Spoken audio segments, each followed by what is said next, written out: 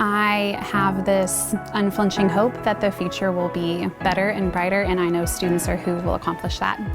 And I think every teacher embodies that hope when we show up each day and we open our classroom doors. No matter what happened the day before, we just don't give up. So we're showing our students that persistence.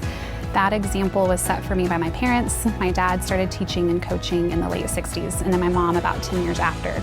So I got to see the incredible impact they had on our community, and I knew I wanted to do something similar.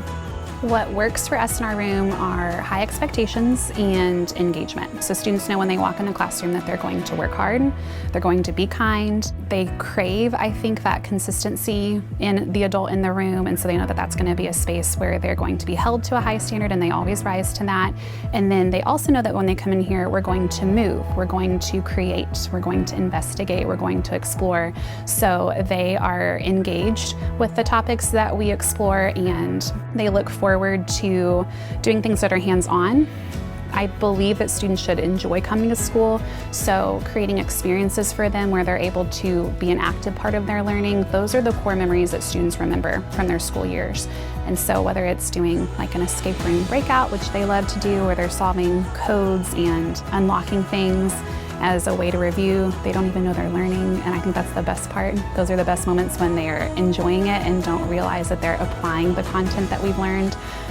Those are things that I hope will keep students enjoying school and looking forward to each day.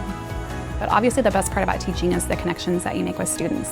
And so I feel like it's been a successful day if I have laughed with my class, if we have enjoyed something together, maybe I've helped a student find a genre or an author that they are going to enjoy, kind of open up a new door for a reluctant reader especially, or maybe encourage a student where they don't feel super confident in. That's been a good day. And those connections go beyond just when they're in my class. Like when you build that family with your students, it's that way for years to come. I hope that my colleagues see that I'm someone who encourages and supports them and cheers them on to success too, because we are a team and we're stronger together. I hope that younger grade teachers see that I love their former students and I'm continuing the work that they started. And I hope upper grade teachers that I work with know that I'm working really hard to lay a foundation for students to have a strong work ethic and to treat each other kindly and to communicate and express themselves and to think critically. So I'm really proud to get to represent Southlake this year. It's a privilege that I don't take lightly, and I'm really thankful that we get to do this really great and difficult job together, because we truly are better when we work together.